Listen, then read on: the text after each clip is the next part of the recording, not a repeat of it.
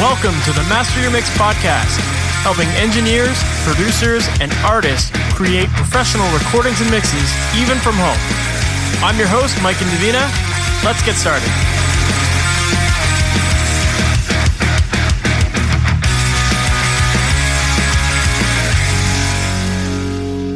Hey, welcome to the MasterYourMix podcast. My name is Mike and Davina, and thanks for hanging out with me today. Today, my guest is Doug McBride, and if you're not familiar with Doug, he is the founder and chief engineer at Gravity Studios in Chicago. He has worked with artists such as Izzy Stradlin, Veruca Salt, Smashing Pumpkins, Fall Out Boy, and a whole bunch more. And in today's episode, we talk a lot about creating big, natural-sounding recordings. If you ever have listened to any of Doug's recordings, you'll notice that they feel really big, really natural. He does talk about adding samples and stuff like that in this episode, but despite that, his recordings still sound very natural. They're not that, like CGI kind of approach to working on music like a lot of other engineers have. Instead, it's very natural. And in this interview, he gets into a lot of his techniques for retaining that natural sound and things that you can do to make sure that you get that out of your home studio. We also discuss things like how to get your background vocals to sound really big and clear as well. Again, if you listen to Doug's recordings, his background vocals always sound really wide and full, but you'll learn some interesting tips that Doug shares here, all about panning and why you might not want to always pan 100% left and right, and how it might actually impact your songs down the road. So in this interview, we get into so much good stuff. This is a great interview. I think you're going to really enjoy it. So with that said, let's just jump right into it. Doug McBride, thank you so much for being on the MasterYourMix podcast. How's it going? Good. Awesome. For people who might not be familiar with who you are or what you do, can you give us a little background on all that stuff and how you ultimately got into music production and mixing and mastering and all the stuff that you're working on? Sure. Well, I'm in Chicago, Illinois, where I've always been. And I started a small studio when I was 24 years old, called Gravity Studios, and we just celebrated our 30th year in Amazing. August. Congrats. Thanks. It's a long time. But yeah, I was a singer-songwriter when I was in high school and junior high, played guitar, and then got a 4-track cassette recorder for my 15th birthday, I think it was. And so I had a drum machine and a cheap bass. So I'd record drum machine on track 1, bass, and acoustic guitar on track 3, and then bounce those to track 4 in order to give me 3 more tracks to do background vocal. Mm-hmm.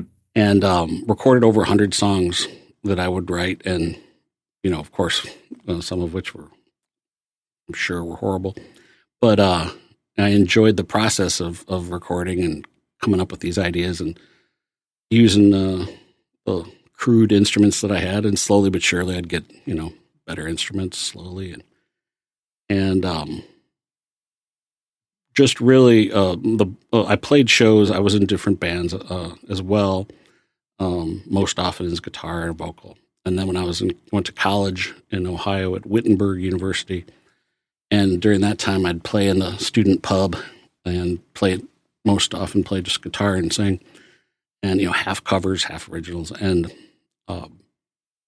enjoyed that, but there was a degree of anxiety about performing. I just was not a natural, really, with regard to performing, but I really loved the process of recording and coming up with ideas and developing songs and choosing arrangements, and I was always happy to be able to take a moment to figure out parts, even if I wasn't, say, a good piano player.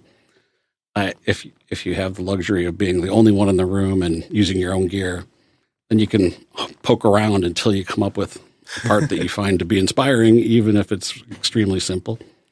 And so my songs in general were relatively straightforward and somewhat simple to create, but there was enough nuance and enough arrangement and enough sophistication that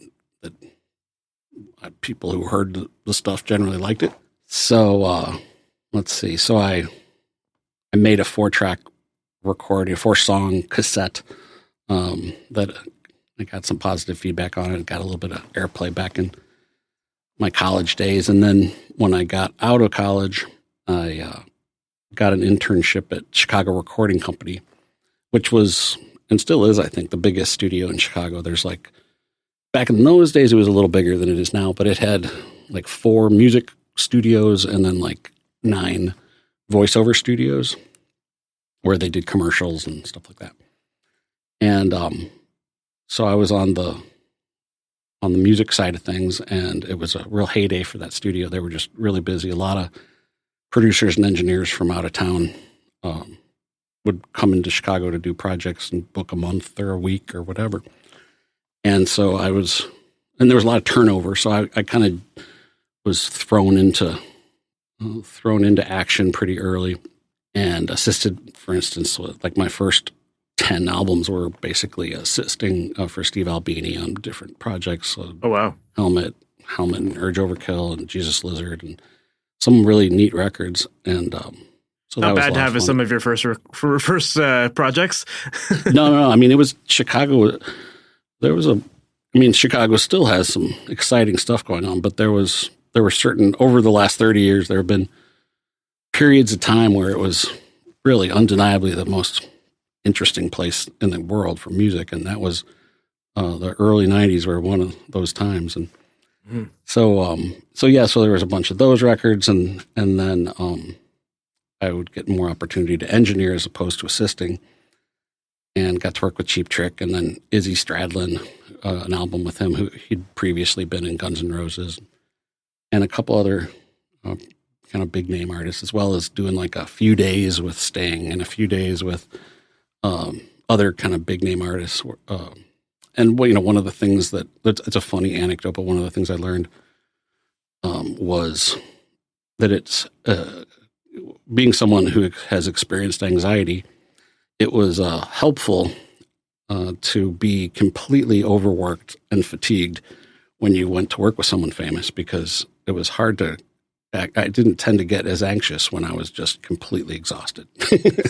so that was something I realized I can pull this off working with this famous artist that I used to listen to when I was growing up or whatever, because I've been working so many hours, because that was part of the deal in those days, was working 100 hours a week, just going. Which is funny, because you would think that with like bigger artists, they would like want everyone to be super well rested, but it seems like everyone I talk to, it's like, yeah, working with big artists, it's like you're gonna not sleep for days or weeks or whatever, and it's just that's part of the gig.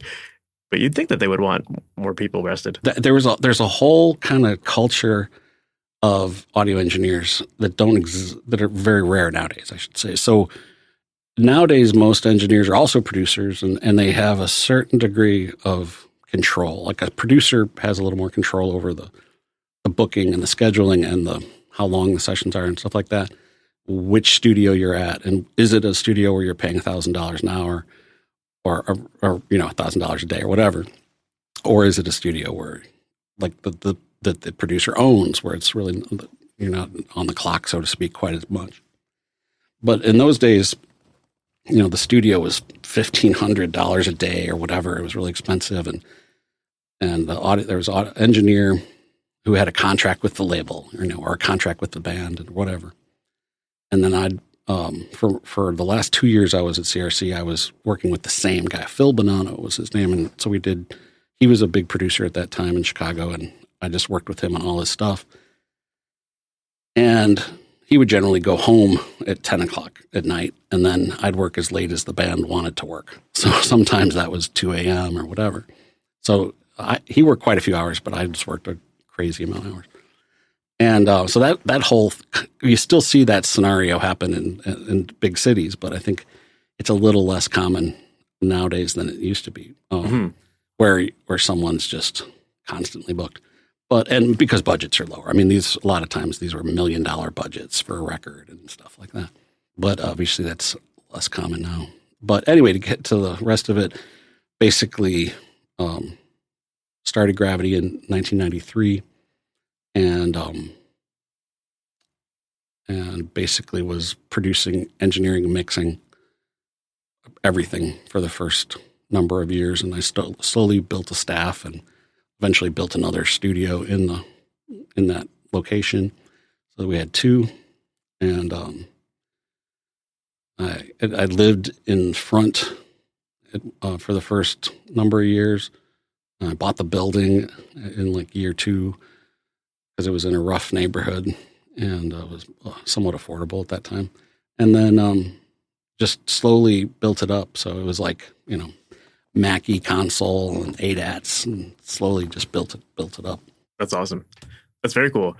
Yeah, and it's interesting to hear that you said you worked with Steve Albini, because one of the things that really caught my attention when listening to your discography is that, like, to me, I think a lot of your productions tend to have this very big natural sound to them, and Steve Albini is often known for that kind of thing, right? It's like it's so easy these days for so many people to fall into this rabbit hole of like overproducing and layering and sampling and lots of editing and all that kind of stuff, but it seems like your productions don't quite have that, like you're definitely tending to lean more on the natural side of things. And I'm curious to know, like, is that something that you feel like you learned from working with Steve, or is it just a personal taste? What leads you towards that direction with your productions? Well, I suppose there were a number of engineers that had influence over kind of the way I looked at the craft. Some of those guys were influenced to me and to Steve, like Ian Burgess. Ian was a punk rock producer engineer. I think he called himself an engineer, but he also was basically a producer. And he did a bunch of cool records in the 80s primarily, and he worked out of CRC. And I think Ian recorded Steve's first few art records with Big Black and with his other projects. So Steve learned a lot from him and looked up to him a lot. And I also got to assist for him on his projects. And then Ian in turn was influenced by some of the other CRC guys. There was a real culture. And that's another one of those things that you hear of and you read about, but it's less common nowadays, is the whole like large studio with many, many engineers, all of whom kind of learn from each other and work on the same projects together. And we do a smaller version of that at Gravity, but at CRC we had 4 studios and we had 12 or 10 engineers and whatever. There were a lot of people involved, and there was kind of a totem pole. You had guys like Gus Mosler, who had recorded Elvis and David Bowie, and the list of artists that he'd worked with was just crazy. When he worked at RCA in New York, and he was kind of hired to come bring that experience to CRC in like the early 80s. So he was kind of the chief engineer in some respects at CRC, and everyone got to assist for him at one time or another. And we all got to make dubs for his projects down in the dub room, and as well as everyone. So you'd get to hear, when I was first starting out, you'd get to hear each of the engineers' work pretty clearly from the same set of speakers in the same room, because we'd all do dubs. That's what the young guys did. So, I just remember times when you just walk into the room and someone would say, "Oh, is that Chris Sable? Oh, is that Gus Mosler?" They'd say, is that Phil Bonanno? Because you kind of had a sense of what their work generally sounded like, and each of those guys had tricks, and myself and a number of the other sharp young guys were taking lots of notes. And by the time I got done with CRC, I'd worked there 3 years, 100 hours a week for 3 years, but I had a huge notebook just crammed with all these different engineers, some of whom were at CRC, and then some who came in from the coasts and were famous engineers in London or LA or New York or whatever, and they'd come in for a week or a month. So it was like a big body of work and a big body of technique and mic choice and mic pre's and kind of a lot of aha moments. I've always looked at engineering as just like a almost endless line of aha moments where you just absolutely realize, like, oh wow, now that I understand that, the relationship between my kick drum and my bass guitar is going to be better forever, because now I've figured that. And then there's the first time you start using tape, whether it be 2-inch or 1/2-inch, your first time you start using that, you realize, oh, it's having this effect on the sound, which is unique and really helpful for certain instruments and somewhat helpful for others, or whatever. Mm-hmm.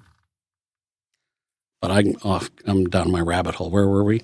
Yeah, well, we were just talking about like, how your productions tend to have that big natural sound. And yeah, that's right. Yeah, I mean, I think a starting point for that is a belief in the importance of the room mics for drums. So at CRC, we had multiple live rooms. When you think about New York sound, the ceilings are lower because many of the studios were on the 16th floor or whatever, and so you'd have like 10-foot ceilings, and then by the time you built up the floor and built down the ceiling, you were at 9 feet. So there's all kinds of records that were made in New York that have this limited kind of boxy live room, and so the guys are more likely to lean on reverb, or at least were in the 70s and 80s and maybe the 90s. Whereas when you get into places like Chicago, the real estate's a little more affordable, and so you could find buildings that had a little bit higher ceilings, for instance. So I don't know how much that plays in, but I always thought of that. But basically, CRC had 3 primary live rooms where, and our technique was, unless you were doing R&B or soul music or something, those you might record in a drum booth, and all the studios had small drum booths, and some of my favorite recordings were like that. But for a lot of the stuff, you'd record the drums in the big room, and I think the sound of a lot of music that's done in Chicago by everyone, it's just a different flavor for each guy. But basically, one of the things that they have in common is using the room mics more than guys did in New York, for instance, and especially on the drums. So drums tended to have kind of a believable sound quality to them, rather than sounding canned, rather than sounding manipulated. They tended to sound more open. And then I think there's a bit of that involved kind of throughout. There's more room sound on other instruments as well. And so that probably plays into that. But yeah, I guess that's what pops into my head. No, that makes sense, right? It's like if you're going to try to make something sound natural, it's what more natural can it be than the sound of the room of that, with that drum kit playing in there, right? But where I guess, these days with so many people adding samples to everything, it seems like things are becoming less and less roomy, or if they are roomy, they're like very, sample dependent. Like, often the people will use samples that have all this room reverb built into it, and that becomes the sound of it, right? It's like typically tighter drums with like roomy samples, I guess. So yeah, it's interesting, and it makes sense. As far as like you were talking about like the size of the room and how the height makes an impact, and you said typically it's like these bigger rooms. Like what kind of rooms, like what size rooms were you typically working in? Like, and are there any tricks that you can suggest for people who might be working in smaller rooms to get a bigger sound out of it? Sure. I mean, they vary a great deal. But basically, I'd say generally once the construction's done and you've raised the floor and lowered the ceiling, they would still have generally 12 foot or more height, and a width of, in most cases, 25 to 30 feet wide by 40 to 50 feet long, something like that. So yeah, those are big rooms. Yeah, but for gravity, we're in a normal Chicago-sized lot. And so when I built the studio, like I said, I was 24 years old, and we worked with what we had. So as it ends up, our room is more like 22 by 40 with 11 foot ceilings. Okay. And so those dimensions actually, as I later realized, line up pretty well with the recording room at Motown, and I think Stax also. Cool. So like these studios that recorded so many projects, they all have this kind of strange thing in common. These rectangular rooms. Mm-hmm. But in terms of how to make the most of it, I think I'm a pretty big fan of getting some deadening material on the ceiling. Unless you've got ceilings above 12 feet, ceiling height above 12 feet, then chances are strong that you're going to benefit from kind of deadening the ceiling or something along those lines, because otherwise your cymbals are going to kind of bounce off the ceiling, And if the distance between the floor to the microphone, to the overheads, for instance, and then the distance from the overheads to the ceiling is similar, you're asking for some trouble, I think, in terms of, I don't know if, I'm not an acoustician, but I don't know, so I don't know if it would be considered flutter echo or what you would call it, but it can be tricky to deal with, so you've got to kind of choose your mics carefully. Like I love ribbon mics, but so many of them are figure eight, and those sometimes can be tricky as overheads if you have lower ceilings, for instance, stuff like that. I think trying to be real honest about, like, sometimes I've worked mostly at Gravity for a long time now, but on instances where I've worked in other rooms, sometimes I'll set up mics optimistically for the room mics. And sometimes it's like, well, they sound like a bathroom. It sounds like a really tight echo that's almost distracting. And it's probably not going to work on too many of the songs that I'm doing with this particular project. So then you just got to be prepared to say, well, the room mic approach is probably not going to work on this project or this song or whatever. And then there's lots of creative ways and subtle ways to use different techniques to gain something that's similar. Like in a pinch, I don't mind the UA. What is it?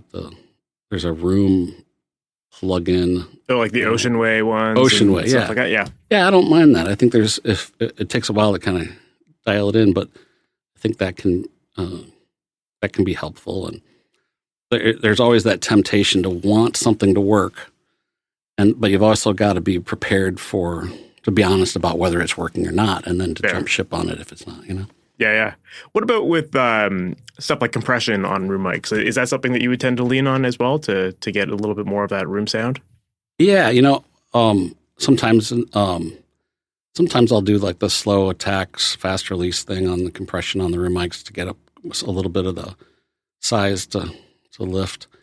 Over the last 5 or 7 years, I've started to use less and less compression on drums when I'm tracking. I used to put a compressor on almost everything when I was tracking, and then I think it was an interview with Jason Caruso maybe, or Michael Beinhorn or something, a number of years ago, where he was asked about the drum sound on Soundgarden, on Black Hole Sun, that song? Mm-hmm.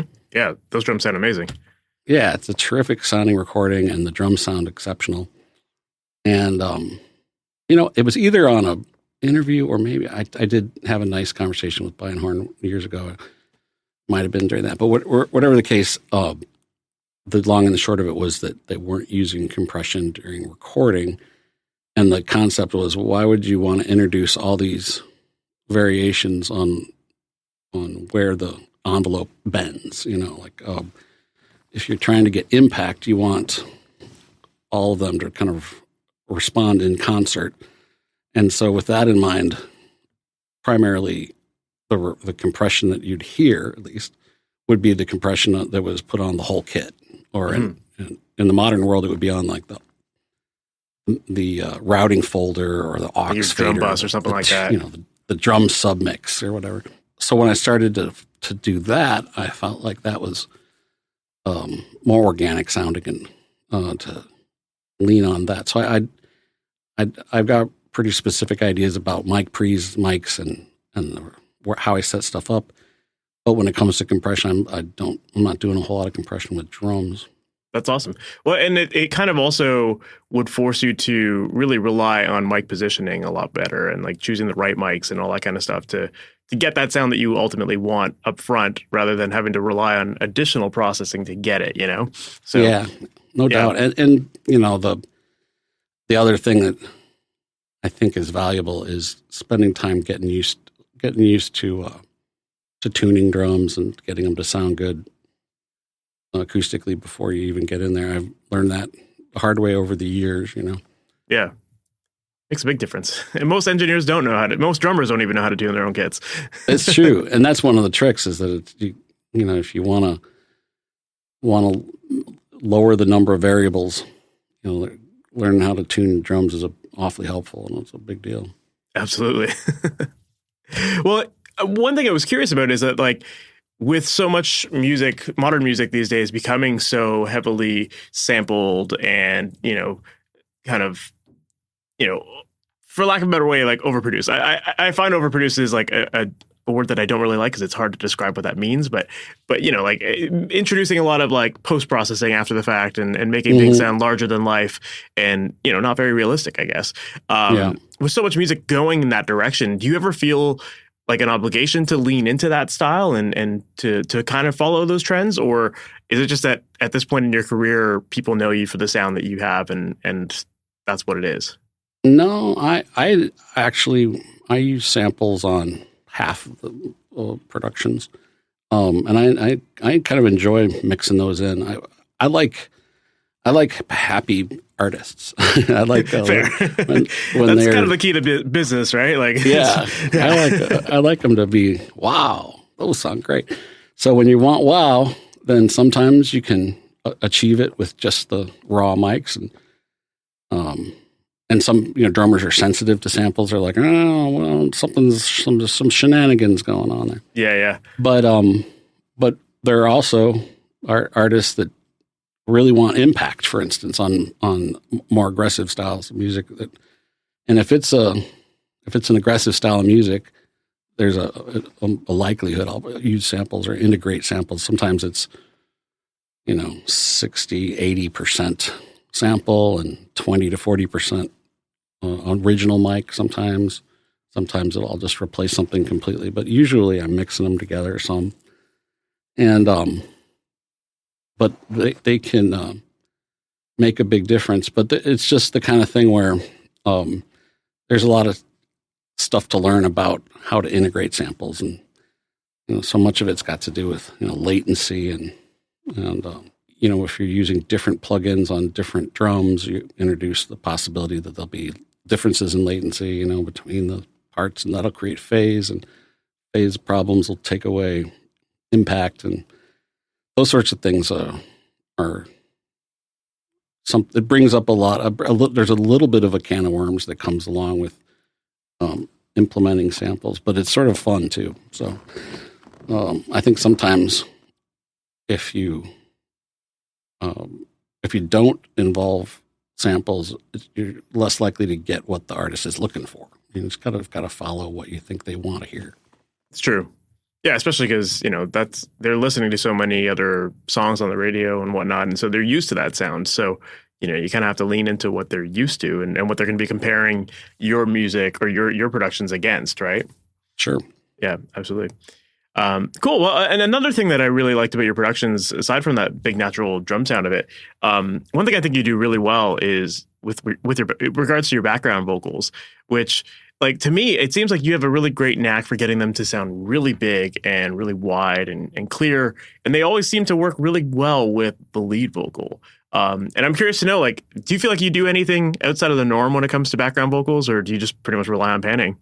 Well, I'm a real stickler about intervals. When I'm producing, I don't no parallel force, and certain things from a theory standpoint. But if you choose the right notes, it makes a huge difference. And I'll if there's just one background vocal or one harmony, for instance, I might just pan it a little bit from the center.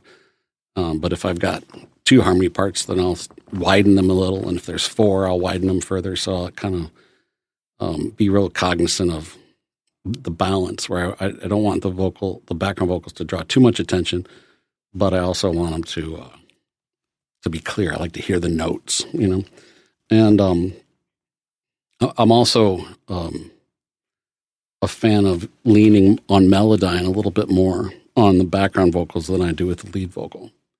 So on some projects I'll Melodyne the lead vocal a certain amount, but then with the background I might be twice as involved with the background vocals, because I find that if the pitch is pretty close to spot on, it's going to take less of the attention away from the lead vocal. And that's a big part of what I'm always thinking about when I'm mixing is who's the lead character, who's the most important melodic entity in this 4-bar section, and it's usually the lead vocal. Mm-hmm. So if it's the lead vocal, then if the lead vocal's perfectly tuned and the timing of it is right on the grid, it's going to melt away a little. It's going to be less human and less relatable. But if it's a little ahead, a little behind, a little out of tune, all those things make it more human and draw the attention naturally from the listener. And so it makes it a more kind of intimate, more personal listening experience. The relationship between the lead vocalist and the listener it's easier to accomplish that. And then the background vocals, I look at those as being supplemental, something that are a second fiddle to the lead vocal, Yeah. No, that's a really interesting point that you bring out too, because I think a lot of people would have that tendency to want to just make everything perfectly in tune, right? It seems like the right move to make, but yeah, you're absolutely right that there needs to be that contrast between your lead and your background. So, however you can do that in a way that sounds natural makes sense. So as far as you said that you'll lean a little heavier on Melodyne for background vocals, do you do that more from like just a tuning perspective in terms of like making those notes like perfect to the grid, or do you like rely on like the format tool in Melodyne? Because I know a lot of people do that, like they'll maybe tune their background vocals a little bit more with that kind of tuning effect, Yeah, I don't like to actually hear the technology. I don't like to hear Auto-Tune or Melodyne or whatever, Waves Tune, whatever you're working on. So basically, I'll allow it to scoop from flat or sharp at the beginning of the note, and I'll sometimes allow it to fade out a little out of tune at the end. But I like the core of the note when it's the loudest. That's where I'm focusing on it being more in tune during those spots. Yeah, it makes sense for sure. Do you ever rely on things like wideners or like chorus or that kind of stuff to get more of that width on your vocals as well? I used to use. I'm not a big. I think wideners are really asking for trouble, kind of in some respects. Because a lot of them play with the phase, and I've had the experience in Chicago. They're some of the main radio stations. Some when they're driving their transmission lines, they split their stereo signal into dual mono, and then basically turn it back into stereo at the transmitter. And so when that happens, anything that's like completely on the sides will be lost. So I found that out the hard way a long time ago. So I think anytime you push the widening too much, there's a chance that you may not be completely compatible with certain radio stations. So that's a concern. But when it comes to vocals, let's see, wideners, not so much chorus. I back in the day, I was a big fan of the AMS digital delay. You could basically set two different delay times, one of which was a little slower and the other which was a little faster, and pan those left and right and create this kind of wide, I suppose it was widening effect in a certain way, but it was with regard to pitch. And the H3000, Eventide H3000 had a version of that I also used. And so I would mess around with that kind of pitch, warbly pitch vocal effect for a while, but then I got tired of that. So I'm a little more conservative, I guess, with vocals in that respect. I'm a fan of kind of getting the pitch where I want it in advance with Melodyne or whatever, and then at mix I'll have maybe one or two delays and then one or two reverbs that are oftentimes a more traditional, eighths and quarters and plates and stuff like that. Gotcha. Yeah, like one song that comes to mind when I think of that kind of really wide, chorusy kind of sound of yours is Veruca Salt's Seether. To me, that's got such a, like, I don't know if that's just like doubling on it, but it sounds very wide and big. And, was that something that you might have used, one of the AMS or the Eventide for? Yeah, I think I was using the H3000 on that. But it's important to point out that on Seether, there were two versions of Seether. So the quick version of the story is that I saw a friend of mine went to college with Nina from Veruca Salt, and so I saw their first show at a club that was about a mile away from Gravity, and their show was like a day before or 2 days before I was done building the studio. So we're listening to this show, and it was their first show, so they were pretty rough. And then in middle of their set, I heard they played Seether, and I was just turning to my roommate, and I'm like, that is a hit. And so we went up, met them afterwards, and I said, I'm starting the studio, and that song, the one, blah, blah, blah, described it. Oh, yeah. I said, I'd like to record just that song. And they were like, oh, okay, sure. So they came over, and the first 3 days of Gravity were 3 12-hour days. Because remember, I'd been working on these $1 million budgets, so I was used to using all this technique and, spending a long time, not wasting time, but choosing the right gear and pushing the artist for each performance and all this kind of stuff. And so we spent 3 12-hour days and just on that song, and then made that mix. Again, I think I did use the H3000 pitch thing on that. And then they got that to Q101, which was a big radio station in town in those days, and they started playing it on the local Chicago radio. And then they had this thing called the Cage Match, I think it was called, where they'd play bands from all over the country. They'd play a song by one band and then play a song by the other band, and people would call in and vote for who won, and whoever won got to go the next night. And so Seether won like the longest. It won for like 42 days or something like that. It was the longest period of time a single song had won. And during those 42 days, the band signed to Minty Fresh / Geffen Records. And roughly at the end of that period of time, I guess, they recorded their whole record with a buddy of mine who had a studio about 2 miles away, Brad Wood at Idful, and they re-recorded Seether for that album, and which was American Thighs. And so basically there's 2 versions floating around. I would suppose that the one that's on American Thighs has been played more, but in Chicago, the original version was contributed to their getting off the ground considerably. Gotcha. No, that's cool. And especially because it was like so early in that studio.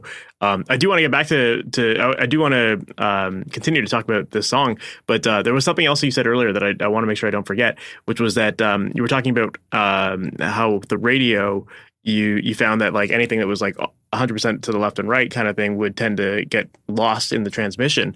And so I wanted to ask, like, when it comes to that kind of stuff, do you find that you pan yourself, like you don't go 100% left and right now with your mixes, or do you tend to like mix a little bit more narrow because of that? I mix a little more narrow, I guess. I mean, I'm all about width. I want to hear the width, but yeah, I'll be more often using 90, 92 in one direction or the other rather than 100 in terms of my stereo spread there. Gotcha. And I'm also, I'm mastering as part of, I spend about 45% of my time mastering probably. And I've got a dedicated mastering studio. That's where I'm sitting now.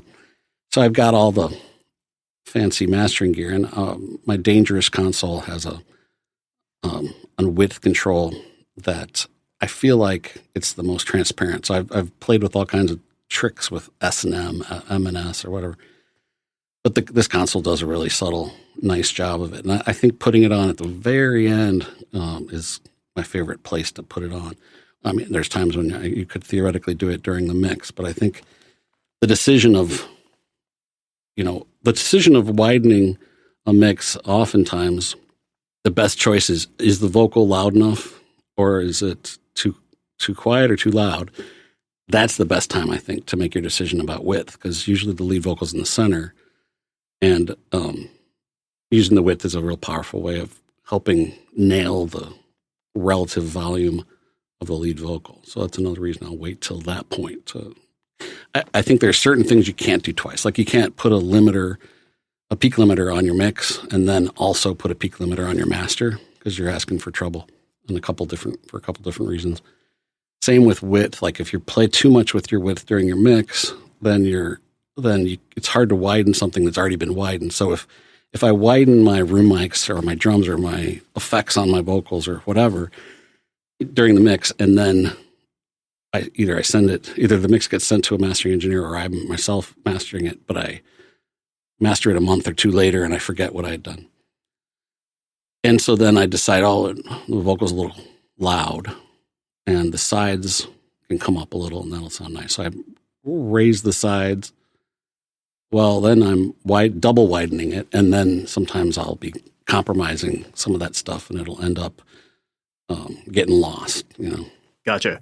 So it sounds like, when you're thinking about this stuff, you're really thinking about where it's what's gonna happen in the mastering stage, and either you're the one doing it, or you must have a good relationship with other mastering engineers that you hire that you kind of know what they're gonna do with it, so you know how much to do in the mix versus letting them finish it.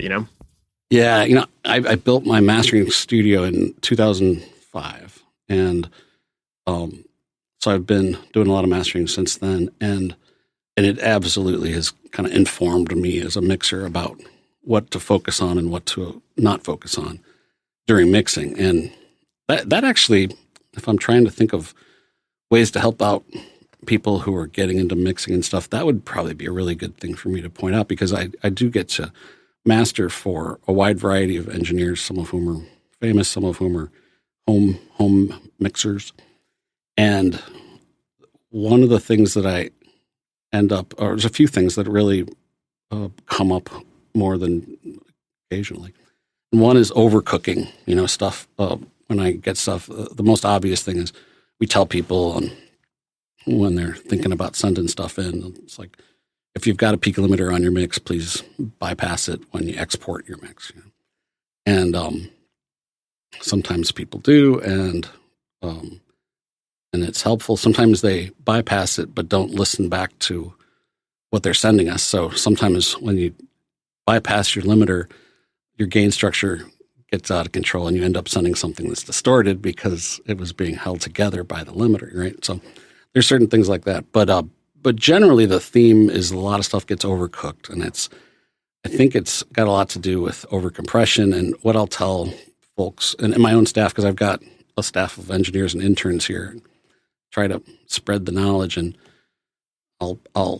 when I teach about compression, most often, Sylvia Massey, we talked about this. We were on a panel together in 2006 and at the Potluck conference in Tucson. We were talking about like what's the best way to approach compression during tracking versus mixing. And she was saying, well, she's like, I'm a big fan of doing my aggressive compression at mixing and just doing my subtle compression during tracking. And I think kind of what I was thinking was at that time was like, I don't really want to I want to get to the point where I hear the compression during the loud part of the song and then back it off a little so that I'm not sure I hear it. That's usually where I want my compression during tracking. And sometimes that's a touch different with like room mics on drums or something like that.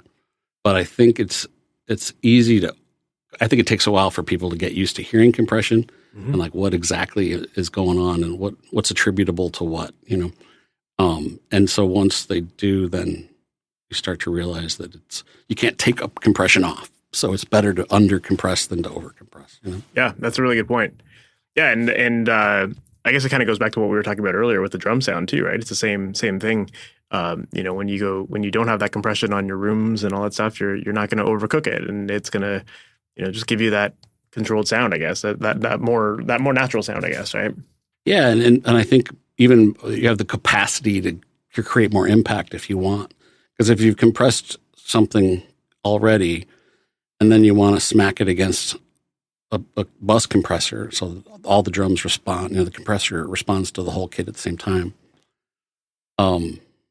It's whoever's sneaking through fastest is going to trigger that compressor.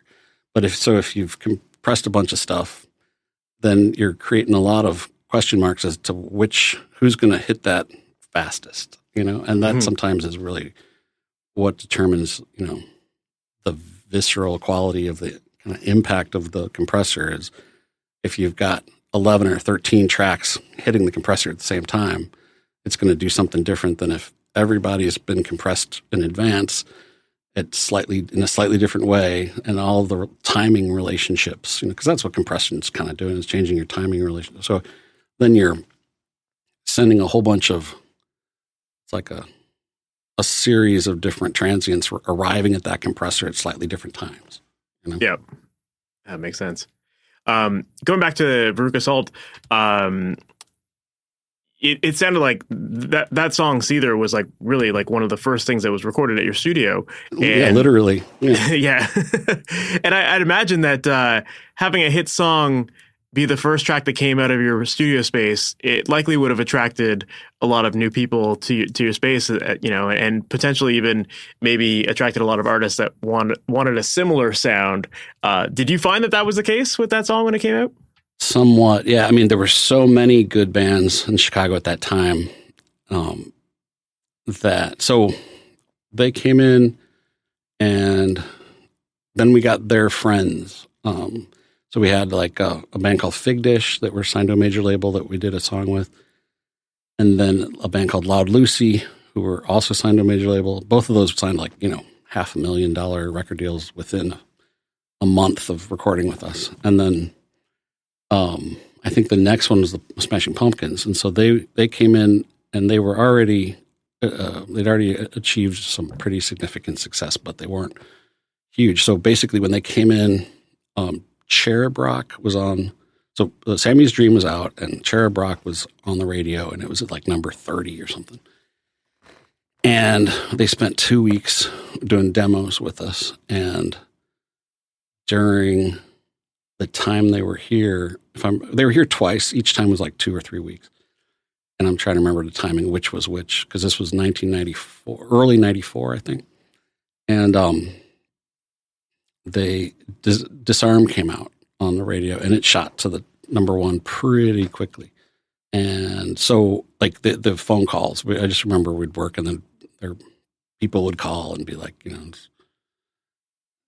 it's going to be, it climbed to number 8 this week, and it climbed to number 2 this week, stuff. And it was kind of surreal to have this band that was so popular being in my garage. Yeah. Gravity's essentially a garage. And so that was a lot of fun. And some of the recordings that we made in there ended up getting onto a couple of their kind of B-side albums and stuff like that. So that's kind of fun. Mm-hmm. I think 95... so we just got a whole bunch of really good bands that found their way to us, more or less. And then we were able quite often to do recordings that would lead them to getting signed to a big record deal. And that happened. I think we had 15 artists over 10 years that would come and record with us, and we'd treat it like a record. We'd produce, and we'd sometimes kind of co-write parts and, really dive in with them. And then those recordings would inspire labels to sign them to big record deals. And then, as so often is the case, I'd always been reticent to sign contracts with bands because it just seemed like you're asking for all kinds of complexities. So as a result, I'd ask the bands to pay our rate, up front, and then they would own their masters, of course, and then they'd be free agents, once it was done. So usually there'd be an A&R person or a manager or agent of some kind, and they would see the additional, this band's not tied down to a production contract with Gravity. They're available. And so then they'd have that as an asset to them to find a producer or a studio that they were tight with or that they knew. And so quite often, the record would be recorded in L.A. or New York or London. And so that was discouraging at times. We did end up getting 2.5 or 3 of the 15 to come back and make records with us. And those were very helpful, but. Of course. Yeah, I imagine you have all those big bands coming through. It would be good for business and getting people through the door at least, right? Yeah, well, it kept us. Yeah, we've really been busy for 30 years. There's been some low times for sure, but yeah, in a way, you could say it was kind of investing in the goodwill, I guess. We got a name around the Midwest, or certainly around Chicago, of being straight shooters and friendly, honest people, and everyone leaves happy. On that extremely rare occasion someone doesn't leave happy, we feel comfortable saying, well, it's your fault for whatever the reason is. You're being unreasonable, but that's very infrequent. So yeah. Were you like developing these bands, or did it just happen to be that, people were paying attention to Chicago at the time and these bands were just getting picked up? Oh, I mean, I developed them in a small sense in that some of them I'd play, if there was a singer-songwriter, for instance, sometimes I'd play the guitar or the bass on the whole project or something like that. Sometimes I'd write a bridge with them or a pre-chorus or something. So or I'd sing background vocals and make up the parts or whatever, do a guitar solo or something. So there was some of that you could call development, but I wouldn't use when I think of development, I think of someone who's, working more closely than I was, because when I was basically, while I might be making a relatively small amount of money per hour or per day, I was still kind of on the clock. So when someone's developing an artist, chances are they're tied in with them, maybe through a production contract or maybe through a personal relationship, and they're willing to work a lot of time kind of off the clock and develop them in that kind of way. I think when people are developing bands, sometimes they'll contribute to playing live with them, being a member of their band for a short time, or helping them book, or introducing them to people, all these sorts of things. And I've always just been kind of producer, engineer guy, and we've kind of had a specific role rather than trying to offer a wide variety of services, Gotcha. So it's not like you were the one like approaching these labels and being like, hey, check out this recording we just did, and you should sign this band, that kind of thing. Yeah, and to give you an idea about that period of time, like when about 2 months after I opened Gravity, Billboard magazine came out with the cover story that on the very front page was Wicker Park, Chicago, alternative music's cutting edge, I think was what it was called. And so, and it was a picture with the map of this small neighborhood that we live in. And there were 4 or 5 recording studios in the neighborhood. And then there were some cool small venues where Nirvana had played and, whatever. There were all these kind of hip little spots.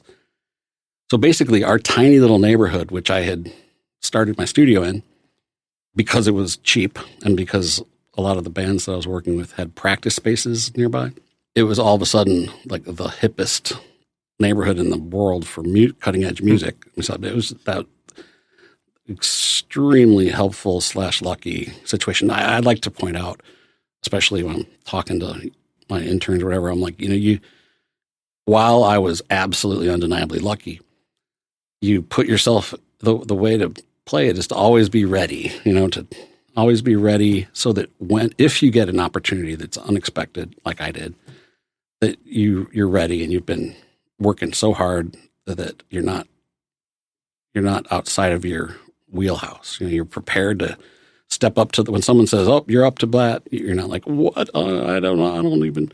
You're like, "Okay, I feel comfortable going to bat and maybe nail it." Yeah, I love that. That's a really good point because, so many people just, whether it's like laziness or I don't know, but some people just think like it's luck is either going to come to me or it's not, and they just put it in the hands of someone else to take care of that stuff.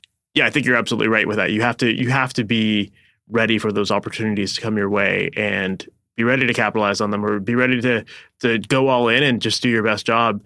And you're most likely not going to get those opportunities if you haven't been putting in the time to make yourself known or to prepare yourself, I guess, right? Yeah. Or if you do get the opportunity, you may not even identify it as such. You may just kind of go over your head, and then you later realize, well, I could have taken the ball and run with it in that situation, but I didn't even consider it because I didn't have the confidence, or I didn't have the experience. Yeah, absolutely. Well, Doug, I don't want to take up too much more of your time. I have one last question I'd love to ask you, which is when it comes to creating great mixes or music that everyone really enjoys, what ultimately, in your opinion, makes a great mix? What ultimately creates a great mix?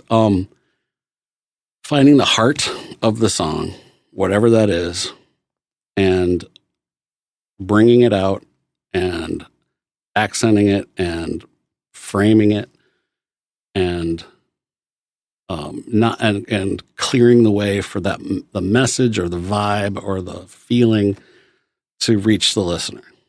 And so I'm always thinking about, like, I think that you don't have to have a great singer, for instance. I should rewind and say that I think the singer probably needs to be at the core of the mix. It's almost inevitable.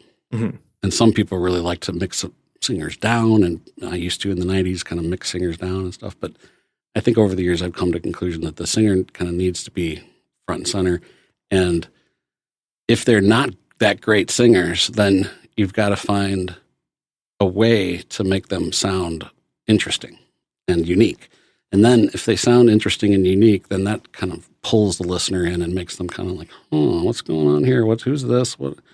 Why do they have the balls to put their voice forward, you know? And maybe it's because, well, if you listen to the words, they're cool as hell or whatever. Maybe you come to the listener finds a way to relate to it. So basically, I'm pretty liberal about peeling stuff away. Sometimes artists will send me 120 tracks that are just every instrument's being played from the beginning till the end. And in those instances, I'll be carving away more than half of everything that I'm given, you know.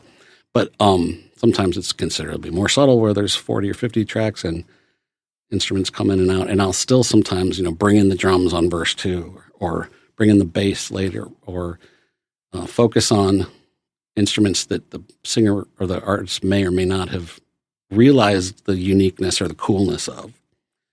And so another piece of the puzzle, I suppose, is at every moment in the song, I want there to be some melodic element. Usually it's the vocals, but certainly there's, 10 or 15% of the song that doesn't have lead vocal.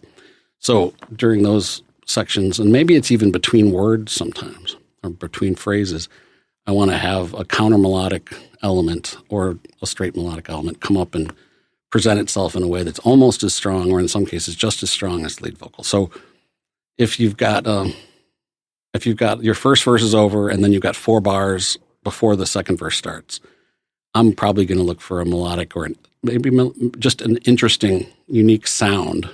And if there isn't one, then maybe I'll run some relatively simple sound through a delay or a flange or whatever, just to try to create some more interest.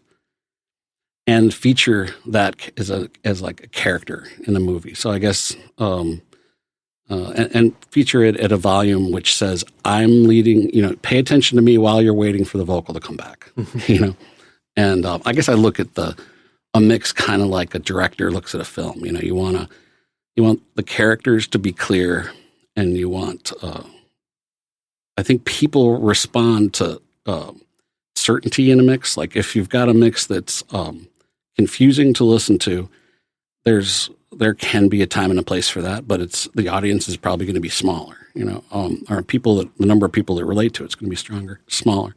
I think sometimes I want to make it real clear in each section of the song. I want to make it real clear who's the main character and how do I want the listener to feel. Maybe it's sonically manipulative at times.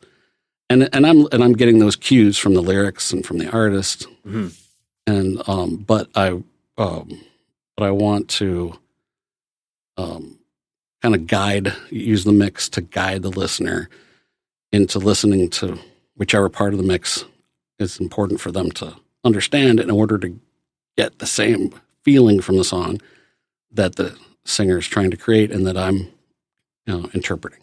Of course. Yeah, I love that. And it's like, to your analogy of a director, it's like no one wants to watch the B-roll. They want to see all the action. So it's like, make the song interesting. Have things that people are drawn into. So yeah, I love that answer. And I think that's a very good lesson and something that people should definitely be considering as they work on their tracks. It's like, try to make your track sound exciting. Like find ways to do it, or shorten up songs if they're too long and nothing's going on, that kind of stuff. Like find the fat to trim, I guess. Yeah, and trim and fat's huge. I mean, I'd rather have at any given moment in the song, I'd rather have 4 or 5 instruments that all sound deliberate than to have 10 instruments that are all there because no one really thought about, do I really need to mute that? Or do I really need to delete that? Or do I really need to play that in the first place? Yeah. I think that's a big word for the way, when I think about production and mixing, is making stuff sound deliberate. I want it. It doesn't have to sound, it doesn't have to be grand sounding or anything like that. It just needs to sound like it's supposed to be there, Yeah, of course. I love that. Well, I think that's a perfect spot to wrap up. If people want to learn more about you or follow you online or maybe even potentially work with you, what's the best way for them to do that? Our studio managers, Ramsey and Minji, are here Monday through Saturday and here in Chicago. And it's info@gravitystudios.com is our website. Awesome. Our email, rather. And gravitystudios.com is the website. Yeah. Perfect. Right on. Well, I'll definitely include those in the show notes too, so people can click on those easier. Right on, man. Doug, thank you so much for being on here. I really appreciate you taking the time to do this. And it was great to learn more about your process and what goes on in your production. So again, thank you very much. My pleasure. So that was my interview with Doug McBride, and I really enjoyed that. I loved learning more about his process, and I also really enjoyed when he was talking about background vocals and tuning vocals. And I thought that he brought up a really good point about creating contrast between your lead vocal and your background vocal. And I thought it was also interesting that he said that he'll tend to lean heavier on Melodyne for background vocals and make sure that the background vocals are more polished, but then he'll leave his lead vocal maybe with slight tuning differences and that kind of thing, and how that creates the contrast. Personally, I've always gone pretty heavy with my background vocals on Melodyne, but I've tended to lean more towards using the format tool to give everything that kind of tuned sound. But I like Doug's approach to, rather than leaning on that format sound, which can sometimes give you that auto-tuned kind of effect, just letting the lead vocal have the natural tuning in there. I think that that's a great way to create that contrast. So definitely something that I'm going to be implementing in my mixes for sure. And I also really enjoyed when he was talking about room sound and how to get that natural vibe off of your room mics, and how he doesn't really use compression anymore on drums. I thought that was a really interesting thing to hear, because I know a lot of other engineers that will tend to slam their room mics with lots of compression. And, maybe they do it in post, maybe they do it during tracking, but it seems to be a pretty common thing that a lot of engineers do. So it was great to hear someone who has a different perspective on that and why he chooses to do it the way he does. So yeah, I really enjoyed that episode. I hope that you did too. If you did, please make sure to like and subscribe to the podcast and leave a review. It definitely is really helpful for people to see what your feedback is on this podcast, so that other people know if it's the right podcast for them to listen to. So if you're on the Apple Podcast app, definitely make sure to leave a review. That would be amazing and helps out the podcast quite a bit. And lastly, if you're currently working on new music of your own and you're feeling stuck with it, maybe it's not quite sounding to the standard that you want your music to sound like. Maybe, when you listen to your favorite artist, it just kind of feels weak in comparison. Well, if you're looking for one-on-one help to help you get your music sounding just as good as your favorite records, I would love to help you out throughout that process. Inside of my coaching program, Amplitude, I work one-on-one with each of my students, helping you get the feedback and coaching that you need in order to get your tracks to that next level. And I work back and forth with you. We go into your mix. I give you specific actionable notes on what to do with EQ, compression, volume, automation, whatever your songs need to help them get to that next level. The whole point of this program is to help you complete your music, feel way more confident throughout the process, and have the speed and clarity with your workflow so that you're not guessing at what to do anymore. Instead, you know exactly what to do and what steps to take, and do it quickly. So yeah, if you're interested in learning more about this program, make sure to visit MasterYourMix.com/amplitude, and you can find all the information on there. And I'd love to hop on a call with you to learn more about your goals with your music production to make sure that I can help you. I only work with people who I truly believe I can help in this program. So definitely, if you're interested in learning more, visit MasterYourMix.com/amplitude, and let's hop on a call, and I'd love to help you out. All right, with that said, we've reached the end of this episode. Thank you so much for sticking around to the very end, and I can't wait to chat with you in the next one. We'll talk soon. Have a good one. Thanks for listening to the Master Your Mix podcast. To have your questions answered, submit your questions to questions@masteryourmix.com. Please go to iTunes and subscribe and leave a review. And for more information on how you can improve your mixes, visit masteryourmix.com.